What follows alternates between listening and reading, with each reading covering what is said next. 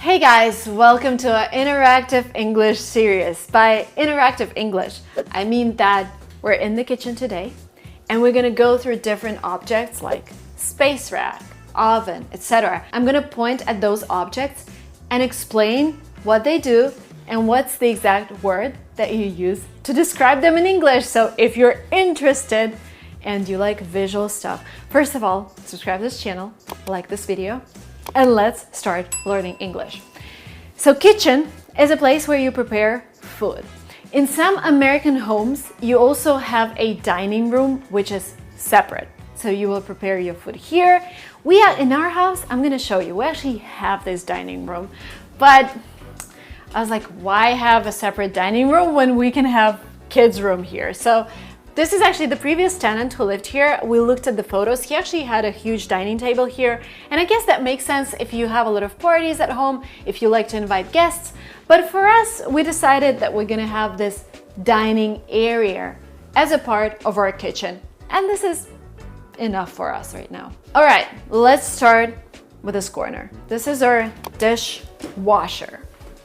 We'll put our dishes here. By the way, if you wonder what this is called, this is your rack in the dishwasher. So something to put your cups, utensils on. We have dishwasher detergent, and it's right here.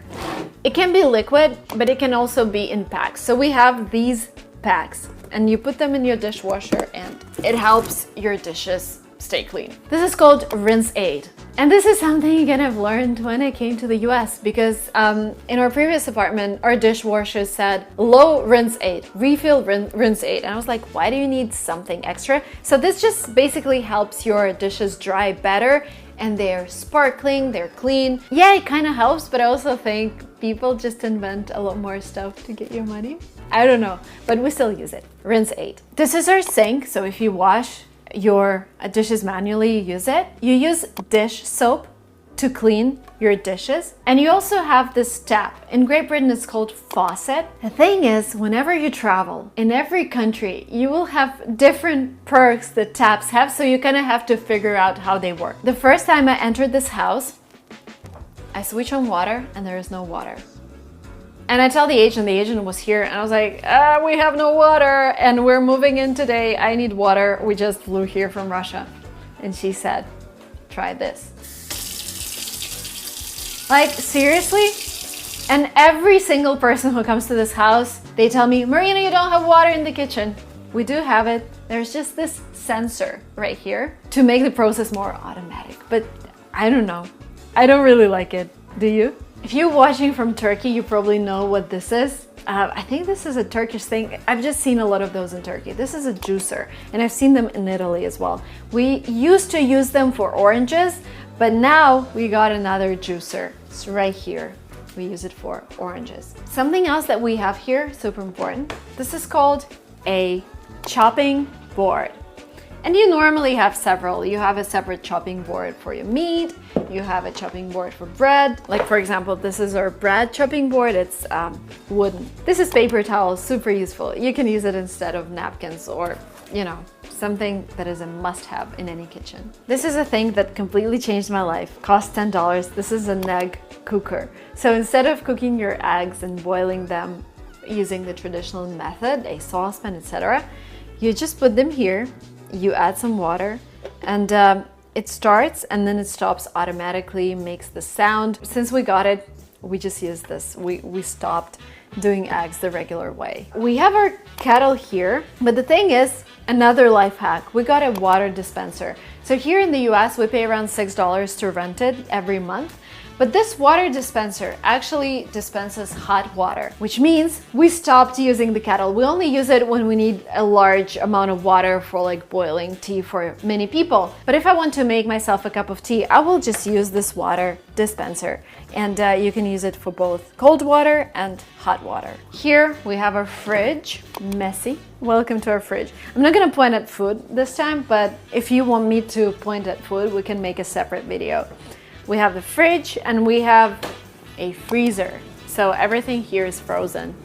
One of the best ice creams here in the US. Chocolate. If you have food that doesn't require refrigeration, Then you store this food in the cupboard. And well, I did some reorganizing a couple weeks ago, but you can't really tell. We've lived in this house for 8 months. Oh my God, where is this coming from? So much food. We have our pasta here, we have coffee, we have dates. It's my favorite dessert replacement. Oh, and if you wonder what this is, somebody told me this helps to prevent ants. But they came here yesterday and they didn't care about my orange peels. So here we have another juicer. This is actually a fancy juicer that lets you juice anything from grapes to... We stopped using it. The problem is I only want to juice oranges and this is not good for oranges. It's a toaster, coffee maker or coffee machine. Nespresso is my favorite. Here we have a blender, but if you come to the States, some people can actually say Vitamix. And this is something that I like to explore in a language where a brand becomes a name for an object. Like, I don't know if you knew that, but for example, jacuzzi is actually a brand. In America, we call this thing a hot tub, but because there were Jacuzzi brothers from Italy who started this company producing jacuzzis, people started calling them jacuzzis. Same with blenders. There is a company called Vitamix and they started doing blenders, but now people just say Vitamix. Vitamix costs around $600. This was like $39.99 in Costco. This is my waffle maker, but again, so bad. I've only used it like a couple times and then I decided that I need less gluten in my life. So this whole thing is called a stove. It can be electric and gas. A lot of states in the US, a lot of cities are actually banning gas stoves. So we already have electric. And this thing here is called an oven. So for example, if you're baking something, be careful when taking your tray out of the oven because it can be too hot. This is a kitchen towel, super useful for every purpose. This is your frying pan. This is a larger one, so we do vegetables here, but we also have a lot of different pans right here. We have like a smaller one as well. This thing here can also be called a saucepan, and this can also be called a pot. This is a gift I got from my friend who lived here in Silicon Valley. She attended Stanford and now she's gone and she lives in Paris. But before she moved, she gave me a lot of stuff from my kitchen. And this is my spice rack that was gifted by that friend.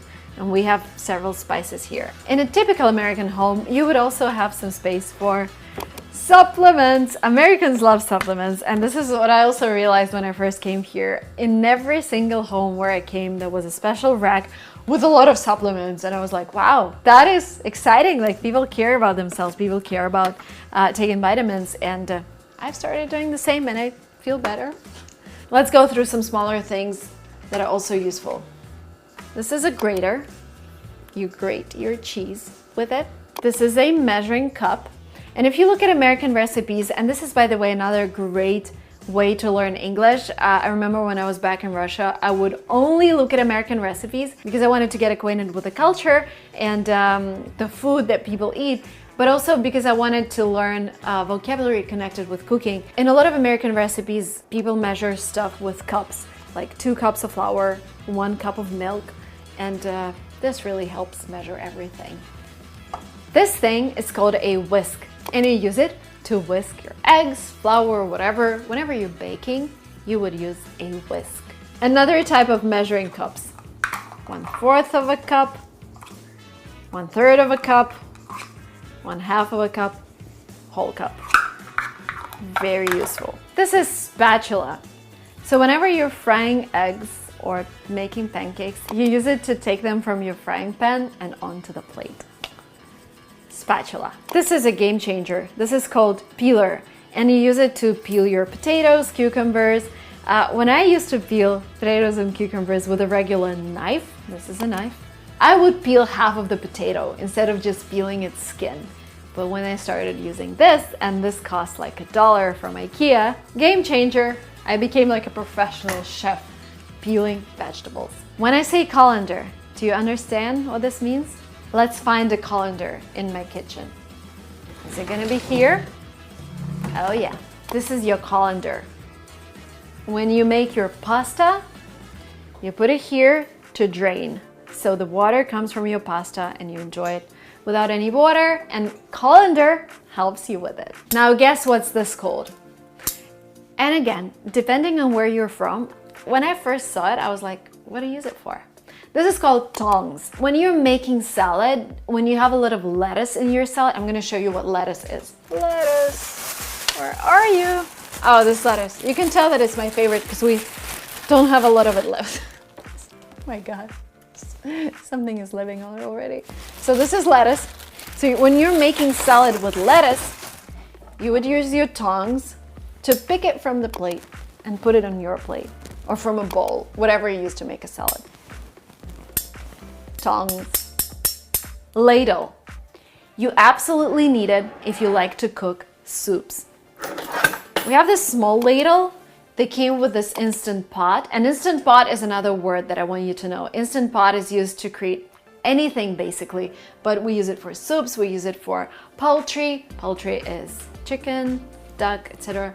We use it for oatmeal. So Instant Pot, in order to take things out of Instant Pot, they gave us this. This is a plastic ladle.